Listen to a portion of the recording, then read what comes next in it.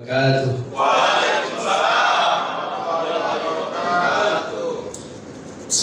masyaallah, quwata illa billahi masyaallah. Al khairu kulluhu bi yadillahi masyaallah. La yasrabu syu'i illallah. Alhamdulillah arsala rasulahu bil huda wa dinil haqq liyudhhirahu 'ala ad-dini wa kafa billahi shahida. Asyhadu an la ilaha illallah wahdahu la syarika lah wa asyhadu anna Muhammadan 'abduhu wa rasuluh. Allahumma shalli 'ala sayyidina Muhammad wa 'ala ali sayyidina Muhammad. Rabbi ishrah li sadri wa yassir li amri wahlul 'uqdatam min lisani yafqahu qawli. Gimana kabar Bapak Ibu semua? Sehat?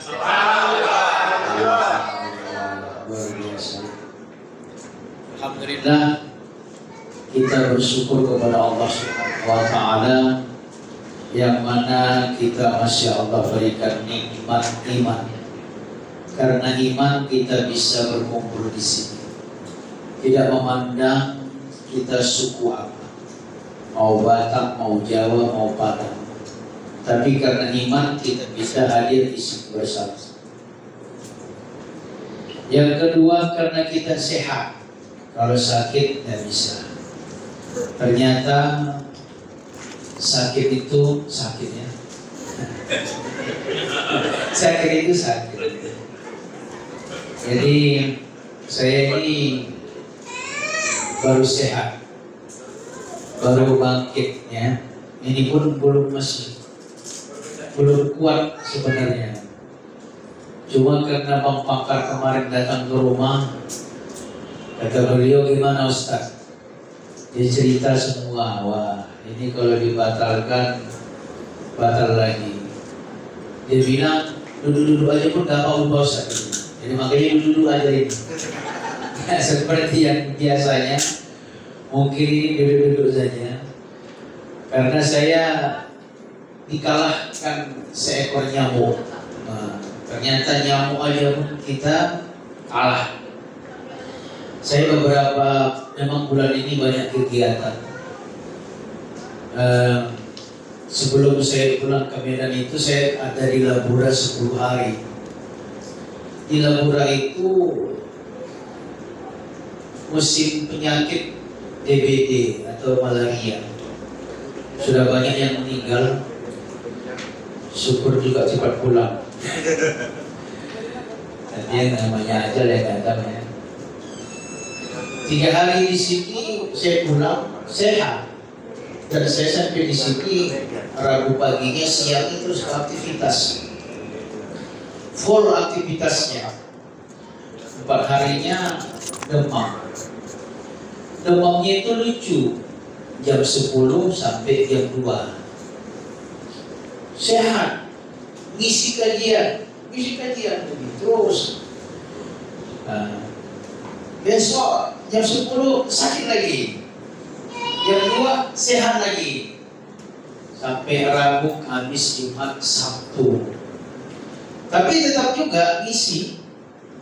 Ahadnya subuh saya ngisi lagi. Saya ngisi lagi kajian di masjid subuh. Jam 10 kumat lagi. Anak saya bilang, ini aneh penyakitnya. Saya dibawa ke rumah sakit Malahayati. Saya malas ke rumah sakit Malahayati, takut diopname. Bagaimanapun nanti gak pulang kan gitu. Rupanya betul. Diperiksa darah semua gak dikasih pulang. Trombosiknya sudah turun dari 150 menjadi 60.000. Jadi 150.000 seharusnya jadi 60.000. Makanya rupanya penyakit. Akhirnya diobati, setidaknya Selasa sudah mulai bandingan. Kata dokter besok sudah boleh pulang.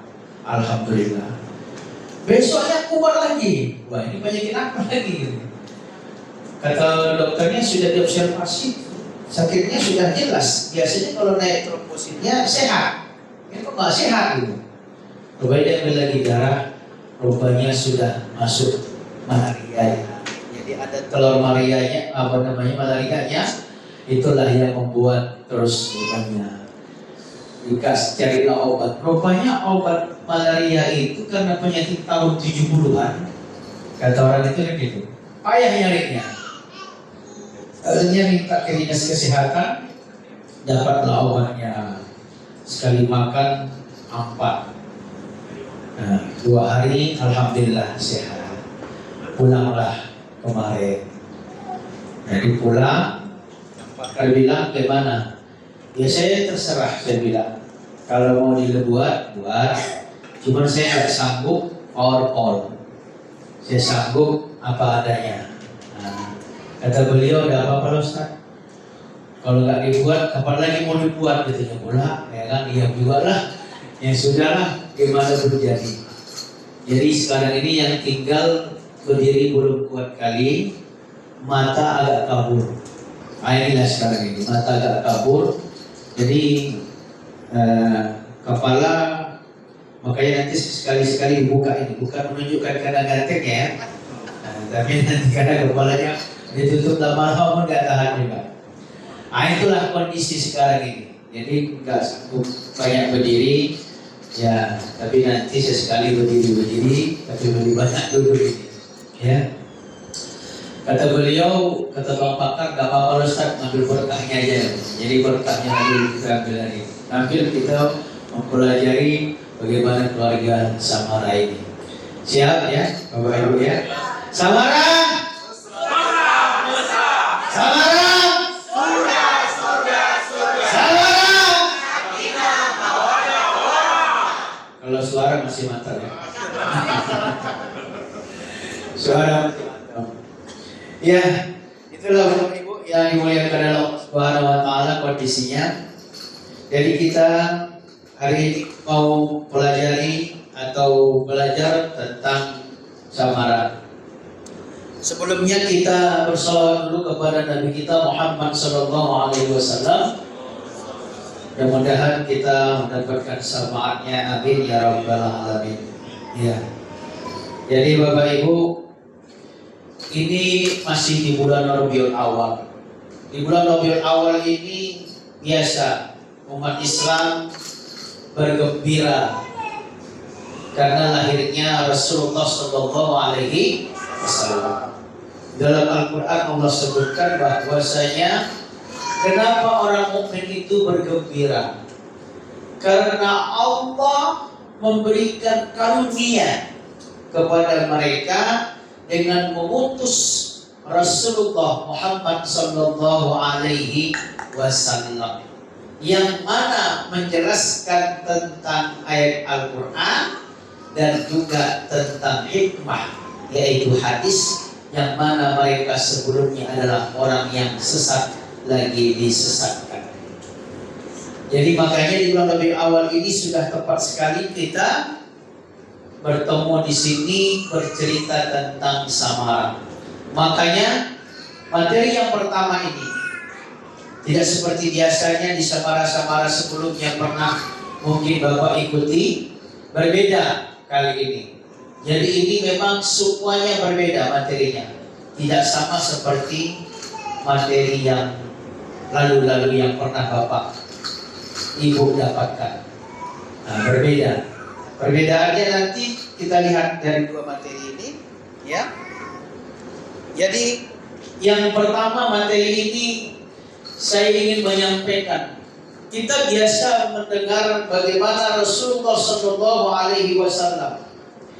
Rasulullah itu kita selalu mendengar tentang keluarganya, kehidupannya, kan itu Rasulullah. Tapi kita belum pernah mungkin tahu bagaimana romantisnya Rasulullah. Mana? Saya yakin Bapak Ibu sudah romantis kan? Sudah? Ya, kalau sudah ya sudah lah. Ya. Jadi kita mau melihat bagaimana ternyata Rasulullah itu sangat romantis.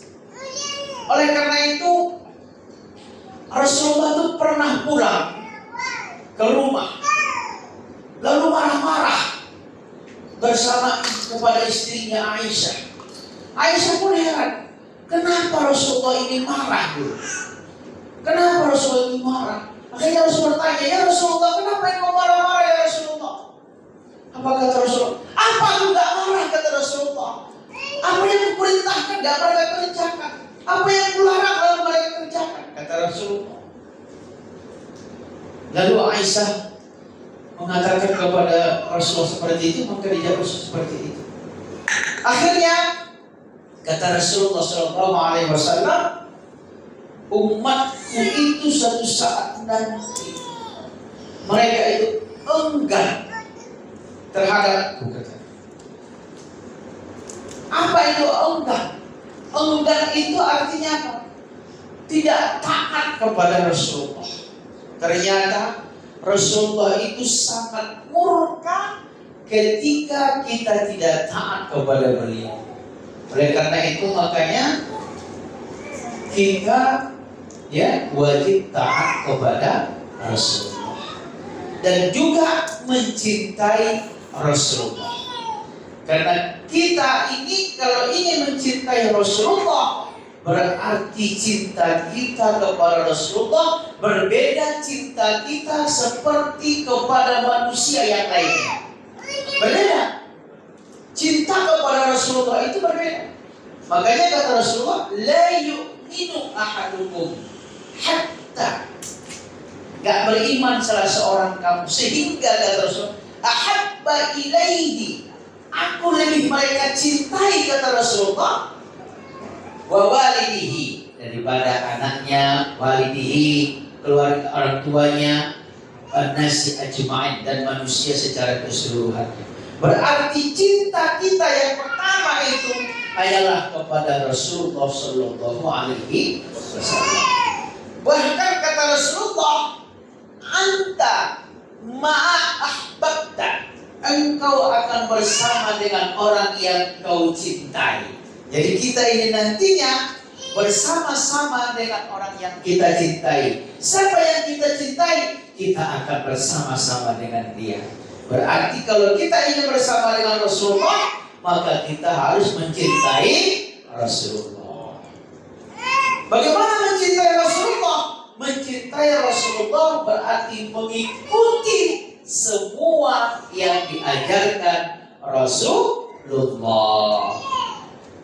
Apa yang diajarkan Rasulullah di antaranya? Bagaimana membina keluarga sakinah, mawaddah, warahmah. Allah katakan, laqad kana lakum fi Rasulillahi uswatun hasanah. Di dalam diri Rasulullah itu terdapat suri tauladan yang baik yang wajib untuk kamu ikuti. Maka kita itu wajib taat kepada Rasulullah dan ikut Rasulullah. Di antaranya bagaimana membangun rumah tangga yang sakinah mawaddah yang dicontohkan Rasulullah Sallallahu Alaihi Wasallam. Jadi kita kalau ingin mengetahuinya, maka kita ikutilah bagaimana romantisnya keluarga Rasulullah Sallallahu Alaihi Wasallam. Kita lihat Rasulullah Sallallahu Alaihi Wasallam yang wajib untuk kita teladani. Ini ayatnya sudah jelas tadi kita bacakan. Laqad kana lakum fi Rasulillahi uswatun hasanah liman kana yarjullaha wal yawmal akhir wa dzakarallaha katsiran. Sungguh pada diri Rasulullah itu benar-benar ada suri tauladan yang baik bagimu, yaitu bagi orang yang mengharapkan rahmat Allah dan kedatangan hari kiamat serta yang banyak mengingat Allah. Berarti yang kita contoh adalah Rasulullah SAW. Maka yang diteladani itu Rasul, bukan yang lain gitu. Kita nggak boleh kagum kepada yang lain. Ini enggak yang dikagumi Paulus. Keningnya dicium-cium. Bagus mencium kening istri daripada mencium kening Paulus. Jadi Rasulullah SAW merupakan teladan yang terbaik. Di dalam hadis yang diriwayatkan dari Sayyidah Aisyah radhiyallahu anha, Rasulullah SAW bersabda, khairukum khairukum li ahlihi wa ana khairukum li ahlihi. Ayo kita baca 1, 2, 3. Go.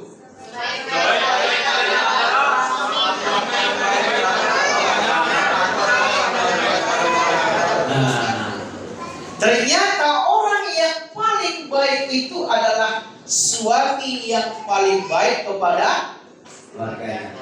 Mana Bu? Baik suaminya Kak? Baik suaminya? Karena Rasulullah itu adalah suami yang terbaik.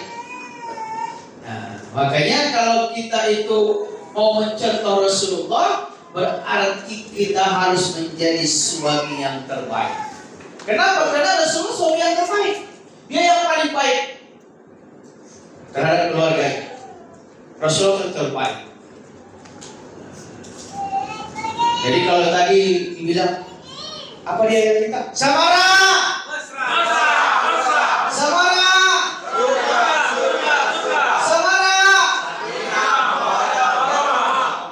saya tambah lagi satu lagi. Saya bilang lagi, Samara, sayangku, sayangku. Siap? Ibu bilang juga sayangku. Pada kemarin Bapak bilang sayangku, sayang. Ayo, Samara, sayangku, sayangku, sayangku. Malu-malu ibu.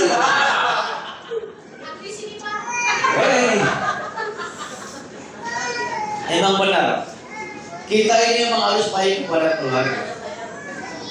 Kalau nggak ada istri Pak, saya sakit kali ini merasakan betul berjasa istri. Istrilah yang segala-galanya. Satu keluar sebentar aja nggak bisa. Kenapa? Karena istri yang bisa merawat kita dalam segala hal. Ya dah. Memandikan kita, menyambui kita. Coba siapa yang bisa? Istrilah. Begitu juga suami. Benar Bu? Iya. Jadi kita sebagai suami kalau memang ini untuk mencontoh Rasulullah, berarti harus menjadi suami yang terbaik. Ini yang sering terjadi sebenarnya. Apa yang terjadi sering? Ini miskomunikasi. Ya. Tidak memahami perbedaan dan juga terjadi manajemen konflik yang buruk. Ini terjadi.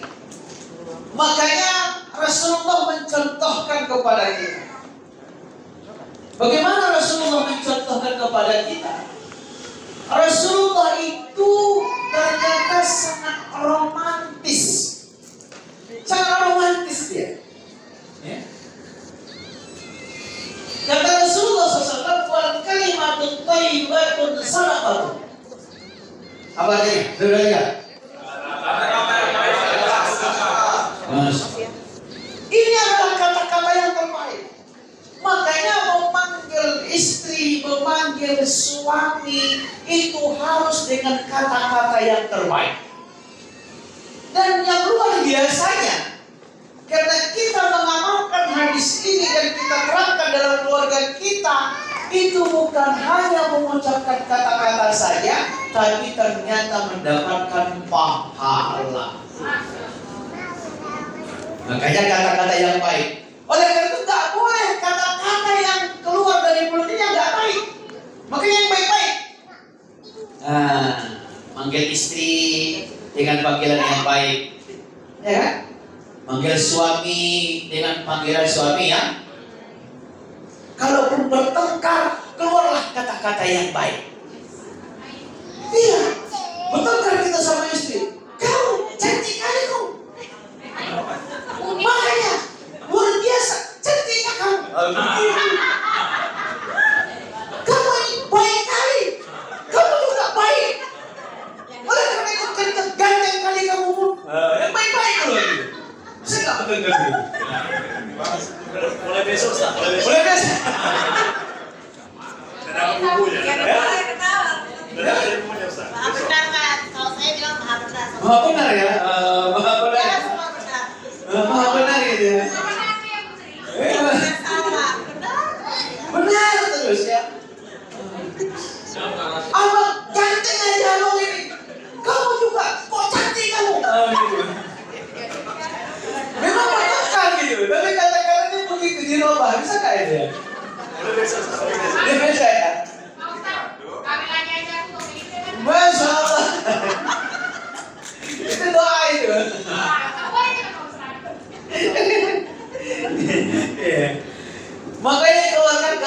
yang baik, tidak boleh mengucapkan kata yang jelek.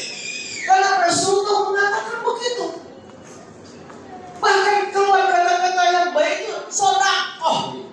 Itu makanya ya orang-orang yang terdahulu itu ketika mereka masih hidup dalam kehidupan Islam, ucapan itu selalu ucapan-ucapan yang baik. Gak seperti tetangga-tetangga yang di tetangga kita itu kadang-kadang ucapannya itu sangat mengerikan gitu. Nah, oleh karena itu makanya, nah ini yang panggilan yang paling mesra. Ayo, coba dibaca yang pertama, panggilan mesranya. 1, 2, 3, ayo. Panggilan mesra.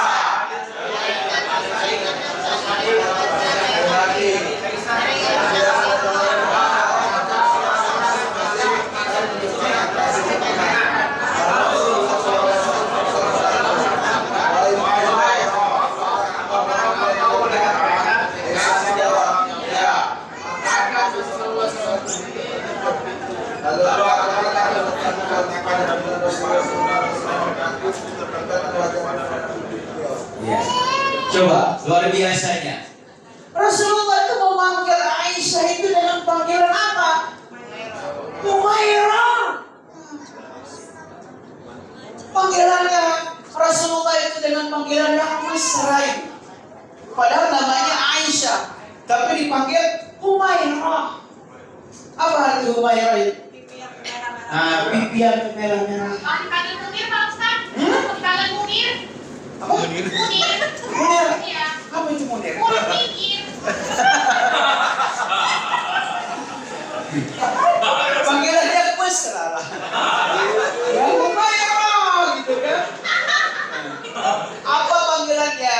Humairah Habib. Habib. Habib tahanlah saya. Habib sayangku. Tapi bapak nggak usah terlalu jujur kali. Nanti kalau umpamanya istrinya agak hitam dipanggil pula, ya Aswa.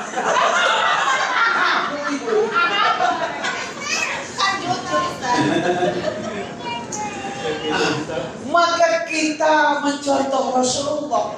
Rasulullah itu luar biasa, mesra panggilannya itu, nggak pernah yang macam-macam panggilannya. Ya sama dia nenek kita dulu, panggilannya juga mesra sama kakeknya, kakek juga mesra sama nenek kita. Apa panggilan mereka? Yang panggil, Kalau dia punya Pak Ustaz. kayaknya di kopi, Yang kedua, mengajak ngobrol. Ayo ini dari sini 1, 2, 3. Yuk.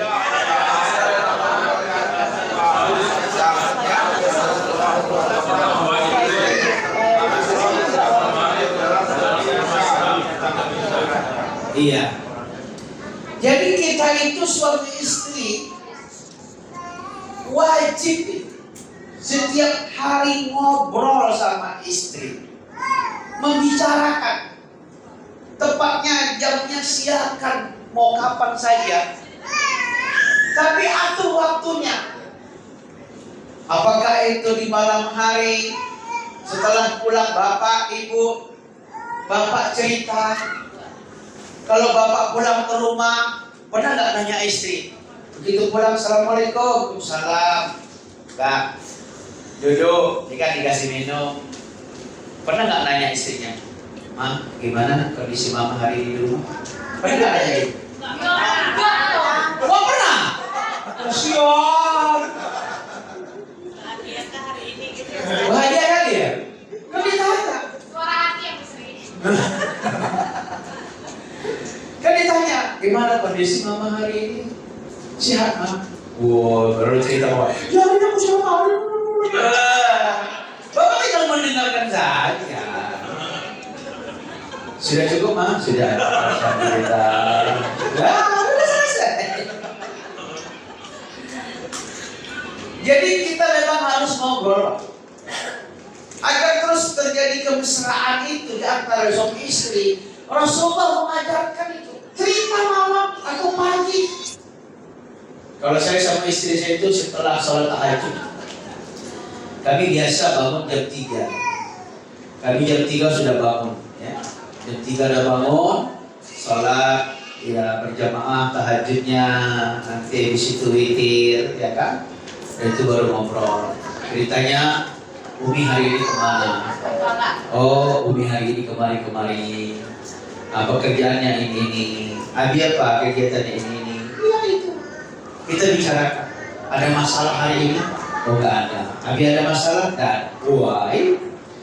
Jadi kita itu selalu bercerita, berbincang. Jadi jangan istri atau suami itu ngobrolnya super sekali.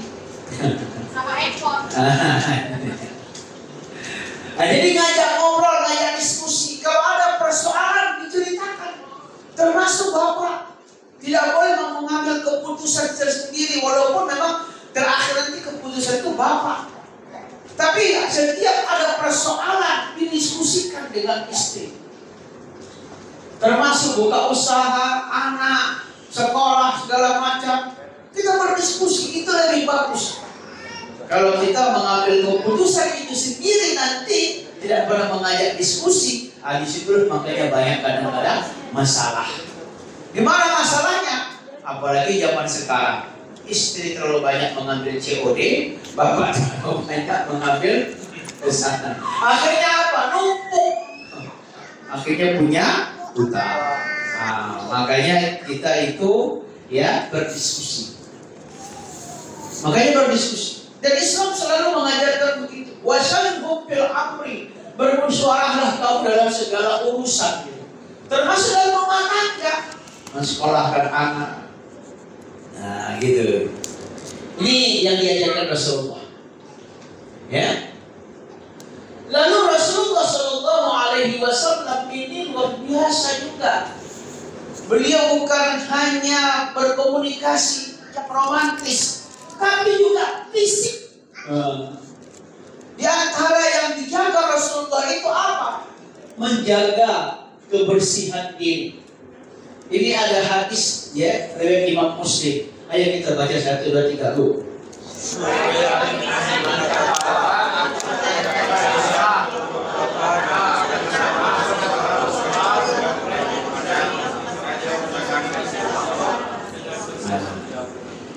Begitulah Rasulullah itu menjaga kebersihannya. Dia menjaga kebersihannya seperti itu. Dia kalau memasuki rumahnya, dia itu menjaga. Dia bersiwak dulu. Bersiwak. Gak langsung masuk. Itu dijaga. Berarti jauh sebelumnya Islam sudah mengajarkan kepada kita, walaupun sebelum COVID. Kali ini. Berarti kalau kita pulang ke rumah, cuci tangan dulu, ya kan? Bersiwak dulu. Ini enggak. Begitu pulang ke rumah, tangan pun enggak dicuci, mulut bau asbak. Makanya kita itu menjaga kebersihan. Kenapa? Karena Rasulullah SAW sama Roma jaga kebersihan. Kayaknya fisik Rasulullah itu sehat terus, sehat. Rasul itu gak pernah sakit, ya. Dan keluarganya juga sehat-sehat. Kenapa? Fisik dia. Nah, ini dia. Nih. Dan yang luar biasanya, Rasulullah itu juga membantu pekerjaan rumah tangga. Nah, ini hadisnya. Ayo, 1, 2, 3, aduh.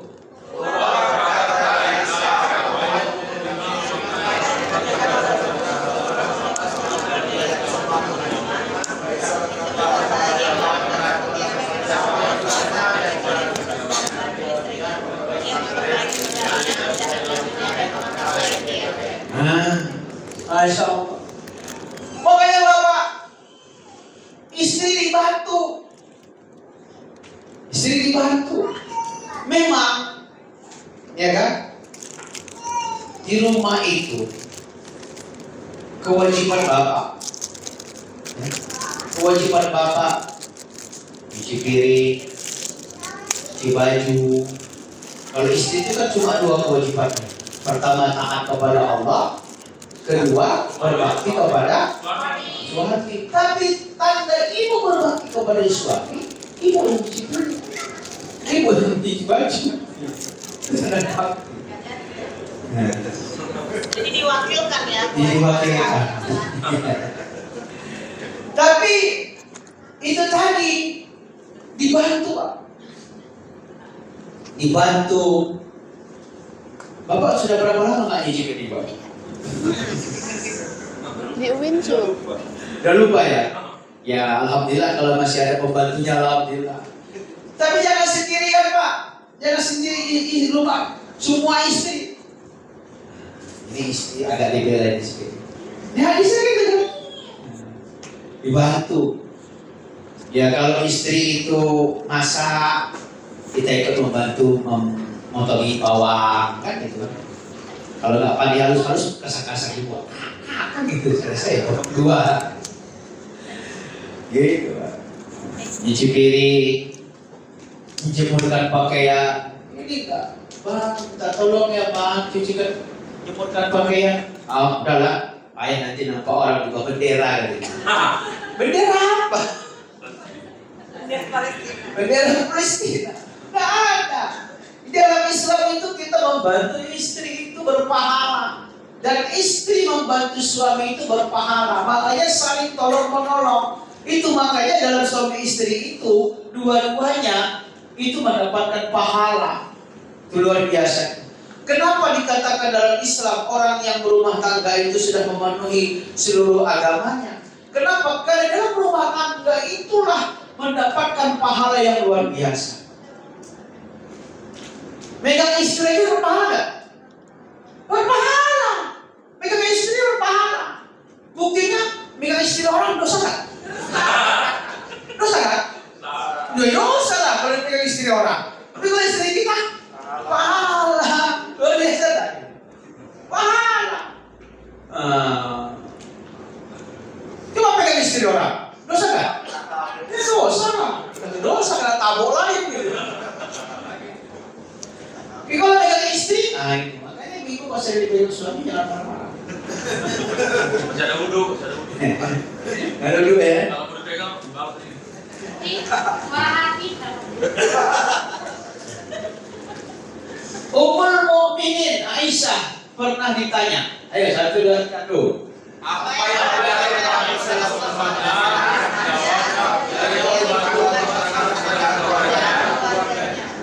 Itulah dia hadisnya. Jadi Rasulullah itu melakukan pekerjaan keluarganya. Ini romantis fisiknya. Tuh, yang ketiga. Saya yakin bapak-bapak ini sering ini ya. Dulu. Ayo, ini menyuapi istri saat makan. 1, 2, 3. Dari Sa'ad bin Abi Waqqas. Sungguhnya jika engkau memberikan nafkah, maka hal itu adalah sedekah. Hingga suapan nasi yang engkau suapkan ke dalam mulut istrimu. Masya Allah. Jadi memberikan nafkah itu sedekah. Menyuapkan nasi ke mulut istri itu sedekah. Skincare Ustaz? Belikan skincare sedekah. Belikan skincare tambah sedekah lah. Ya kalau umpamanya kemampuan bapak lah beli skincare-nya. Kalau bapak mampunya beli pipa berat pipa nomor 5 lah. Janganlah pula minta nomor 4 lagi. Gak boleh dipaksa. Ini luar biasa ya. Menyuapkan. Saya 5 hari disuapi istri. Iya, kena sakit. Jadi makanya Bapak Ibu, ya, ternyata kita dapat paham. Ini ada hadis lagi. Terkadang Rasulullah itu disuguhkan sebuah wadah atau air kepadanya. Kemudian aku minum dari wadah itu, sedangkan aku dalam keadaan haid. Lantas Rasulullah mengambil wadah tersebut dan meletakkan mulutnya di bekas tempat minumku. Terkadang aku mengambil tulang yang ada sedikit dagingnya, kemudian memakan bagian dari lantas Rasulullah mengambil dan meletakkan mulutnya di bekas mulutku. Wah. Jadi Rasulullah itu seperti itu, saking mesranya dengan istrinya. Minum, ya kan? Nah ini contoh. Aisyah itu minum, ini bekas mulutnya. Rasulullah juga, mana bekas Aisyah itu? Ada orang tidak disapunya dulu, dilapnya.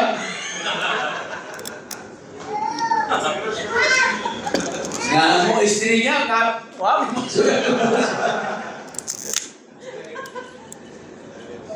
luar biasa kan? Bahkan makan tulang, ketika Rasulullah itu makan tulang, di mana bekas istrinya tadi itu yang diisap oleh Rasulullah Sallallahu Alaihi Wasallam. Itu luar biasanya mesranya Rasulullah. Udah pernah gitu Pak? Udah ya? Iya Bu? Sering? Wah, nggak pernah.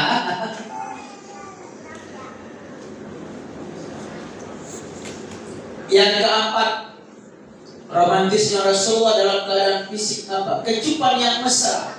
Dari Aisyah berkata, sungguh Nabi SAW ketika mencium salah satu istrinya, beliau mengecup lidahnya. Mana tuh? Biar praktekkan sendiri masing-masing. Rasulullah itu luar biasa kemesraannya dengan istrinya. Kalau mau pergi mencium istrinya dulu. Inilah romantisnya Rasul. Jadi ini yang mau kita contoh.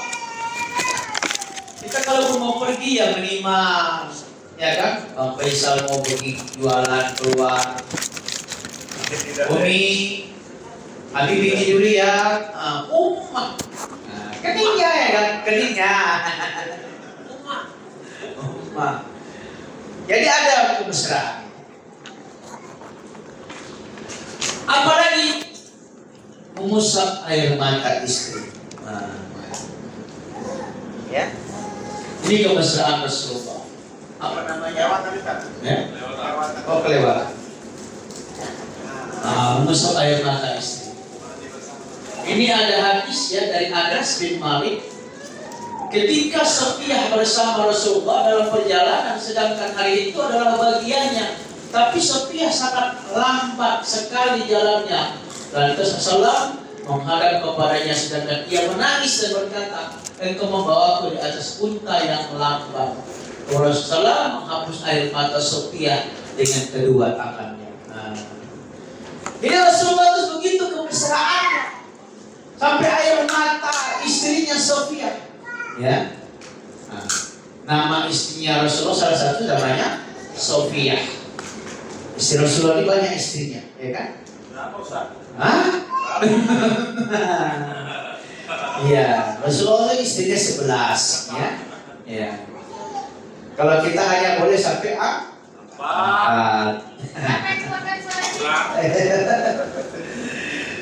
Rasulullah itu ternyata ketika istrinya menangis, dia usap air mata istrinya. Dia usap.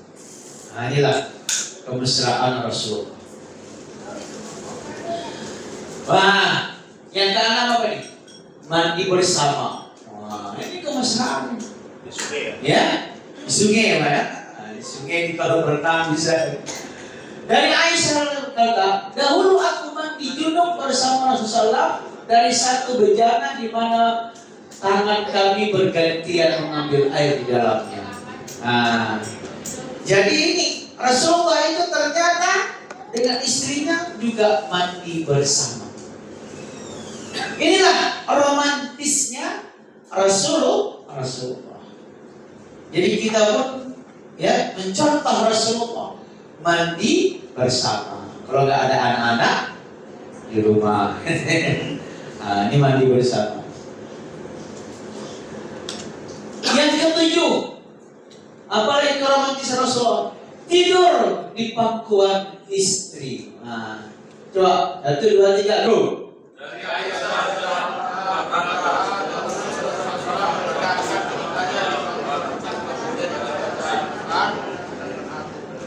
Iya.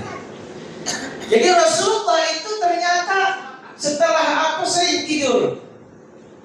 Di mana? Di pangkuan Rasulullah Sallallahu Alaihi Wasallam. Dia di pangkuan istrinya Aisyah.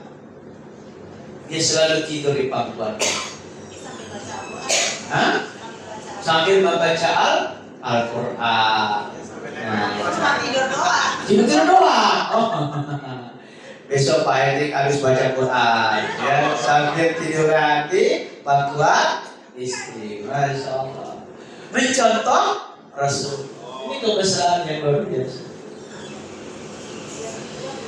Apalagi mempelai istri. Ayo kita baca.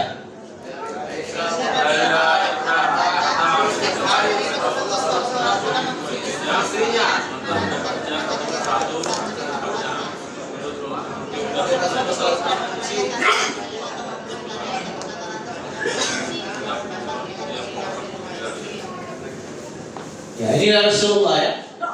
Setiap hari Rasulullah itu mengunjungi semua istrinya, mendekati satu persatu, mencium dan membelainya tanpa dia bersetubuh ataupun berpelukan. Aisyah berkata, beliau menginap di rumah istri yang mendapat gilirannya. Itu kalau istrinya banyak, ya kan? Kalau sakit satu aja lalu, ya kan? Memang bisa ya? Satu dulu lah. Ini ya, ada diriwayatkan dari Anas dalam sebuah hadis perjalanan pulang dari penaklukan Khaybar, kami keluar menuju Madinah. Aku melihat Rasulullah SAW menyiapkan tempat duduk Sofia di belakangnya dengan kain. Kemudian duduk di dekat untanya dan memusikkan lututnya, dan Sofia meletakkan kakinya di atas lutut beliau hingga naik ke unta. Nah, itu artinya menyambut ya istrinya. Inilah romantisnya Rasulullah Shallallahu Alaihi Wasallam. Apalagi mengantar istri. Wah, antar istri halaqah, ya kan? Ini Rasulullah SAW, ya dia pulang lalu dia selalu jangan buru-buru agar aku bisa pulang bersamamu.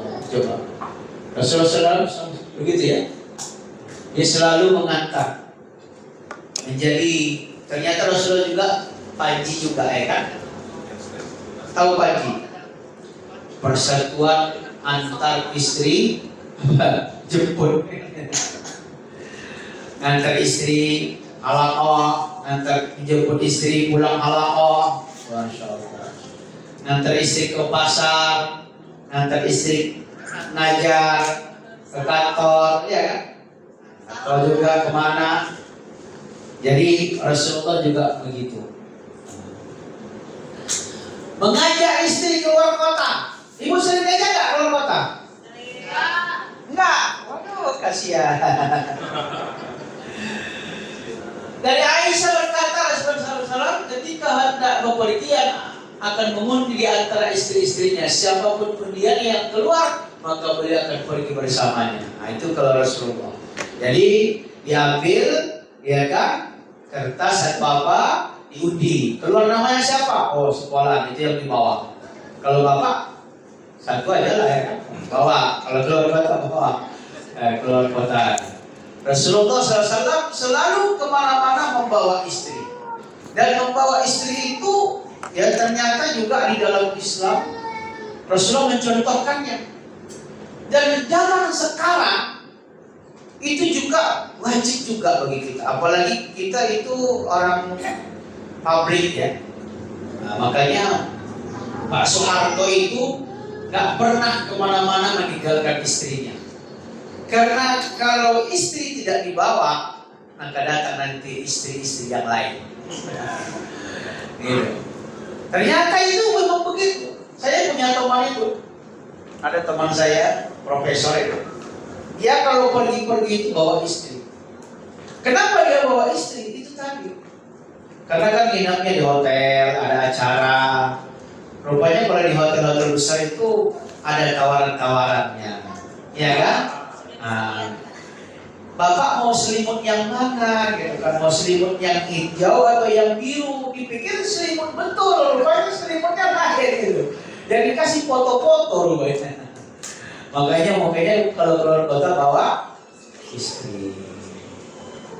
Senang gak ibu bawa istri? Senang. Hah? Senang ibu istri? Oh enggak. Disisir rambutnya oleh istri. Dari Aisyah berkata, dahulu aku menyisir rambut Rasulullah sedangkan aku dalam keadaan haid. Nah, jadi Rasulullah itu SAW ya, menyisir rambut Rasulullah. Ibu pernah nggak nyisir rambut bapak? Nggak pernah ya? Nanti sesekali sisir lah rambut. Sini Pak, disisirin lah. Nggak ada rambutnya. Nah ini ya romantisnya Rasulullah. Wah, mengajak istri makan di luar. Di luar rumah ya? Iya. Ini luar biasa ini. Diriwayatkan dari Anas berkata seorang lelaki Persia yang merupakan tetangga Nabi SAW mempunyai kuah kaldu paling sedap. Kemudian dia membuat makanan dan mendatangi Nabi Sallallahu Alaihi Wasallam lantas mengundangnya untuk makan. Sedangkan Aisyah berada di samping Nabi. Kemudian Nabi SAW berkata, yang ini bagaimana? Dia menunjuk Aisyah berkata, tidak. Kemudian memberi isyarat kepadanya, bagaimana dengan ini? Dia berkata, tidak. Kemudian Nabi memberi isyarat yang ketiga kalinya dan bersabda, ini bersamaku. Kemudian berkata, iya. Ngajak makan istri di luar. Jadi bapak juga sering ngajak istri makan di luar ya. Ya. Sering ngajak makan istri, bentak-bentak kali luar, ya kan, bawa keluar, bawa makanannya. Tapi sebelumnya bapak dulu ya kan ya, kadang-kadang, makan luar yuk, ayo rupanya makan di luar. Lalu kena lempar.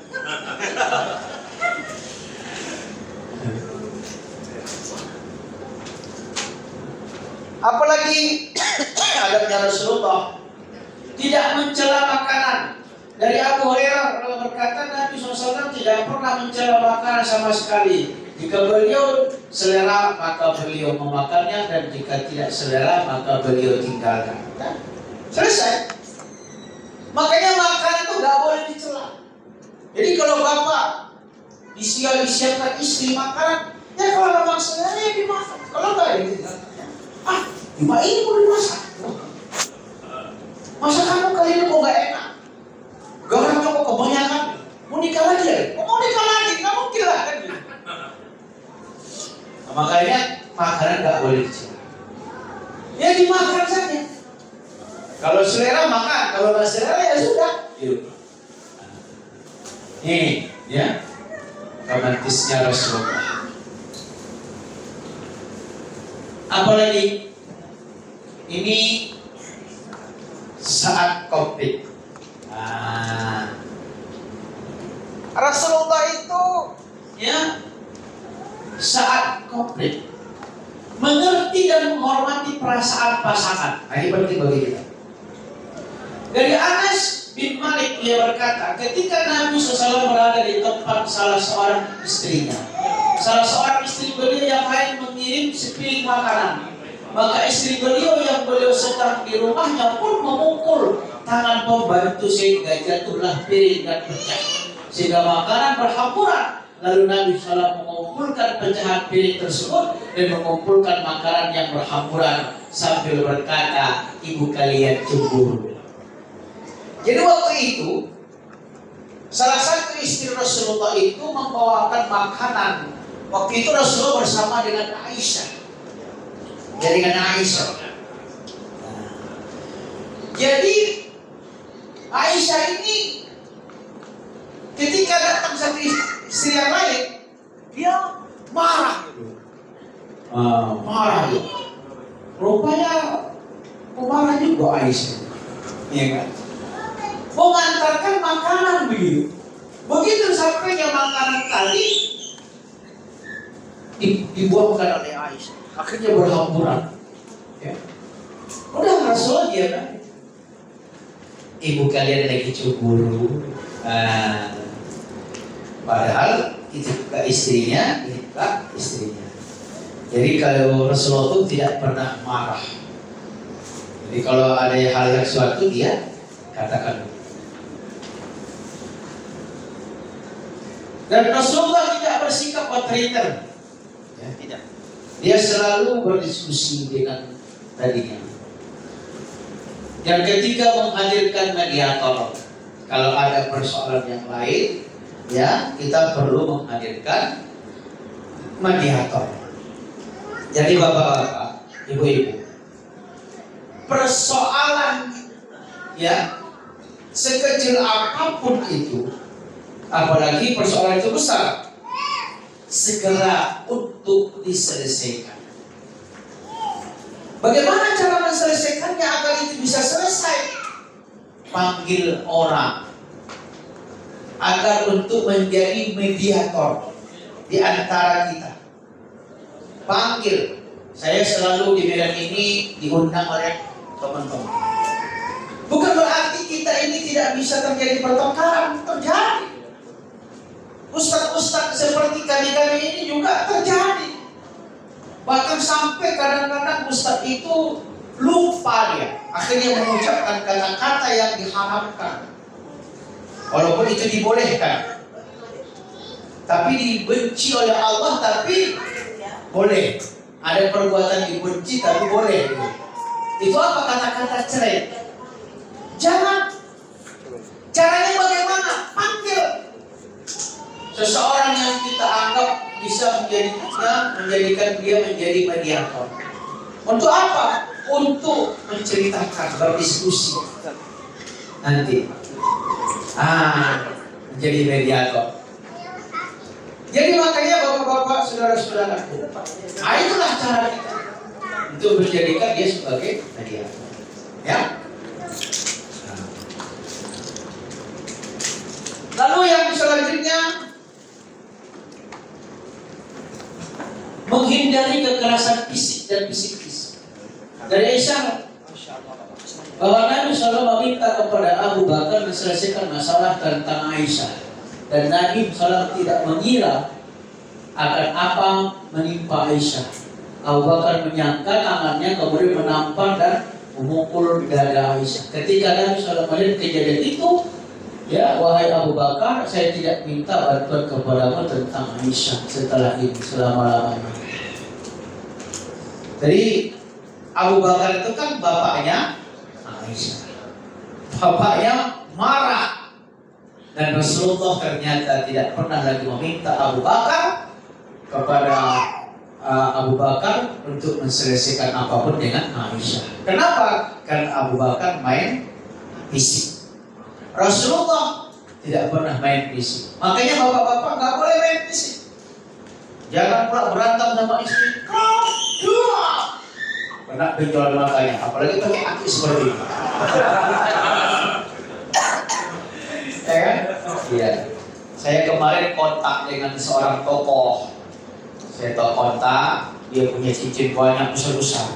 Ustaz coba masukkan. Saya masukkan. Pas sekali Ustaz, ganteng Ustaz. Cocok. Makanya besar dia. Kalau ini nonjol Pak, dua, benjol. Jadi tidak boleh menampar istri, ya. Separah apapun kita jangan sampai pernah menampar istri. Istri itu kita dapatkan setelah beliau sudah dewasa. Dari kecil mak ayahnya membesarkannya, mensekolahkannya. Sudah besar kita melamarnya, kita jadikan istri. Masa kita tampar? Makanya Rasulullah itu tidak menyukai laki-laki yang suka main istri. Ini dia.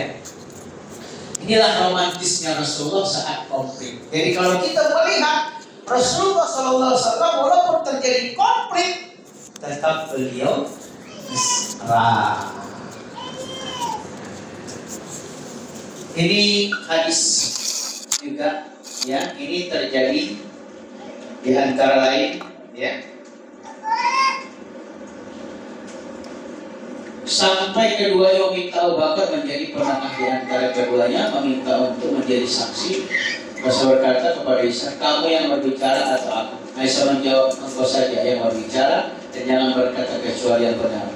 Lalu Abu Bakar menampar Isa tadi, ya sehingga mulutnya berdarah dan berkata, pernahkah beliau berkata? Tidak pernah, wahai musuh dirinya sendiri. Kemudian Aisyah berdiri kepada Nabi SAW dan duduk di belakang punggungnya. Nabi SAW berkata, kami tidak memanggilmu untuk ini dan kami tidak menginginkan dirimu berbuat hal yang seperti ini. Ini ya Rasulullah, ini hadis yang sama ya. Ya, demikian tentang romantisnya keluarga Rasulullah Sallallahu Alaihi Wasallam. Dan inilah yang akan kita teladani bagaimana keluarga Rasulullah, baik secara ucapannya dan sebagainya. Insyaallah nanti setelah ini kita akan masuk kepada materi bagaimana pula tentang membangun rumah tangga itu secara rinci lagi. Kalau ini tadi banyak kita lihat bagaimana keluarga Rasulullah SAW. Demikian saya kembalikan kepada Pak Hendra. Assalamualaikum warahmatullahi wabarakatuh.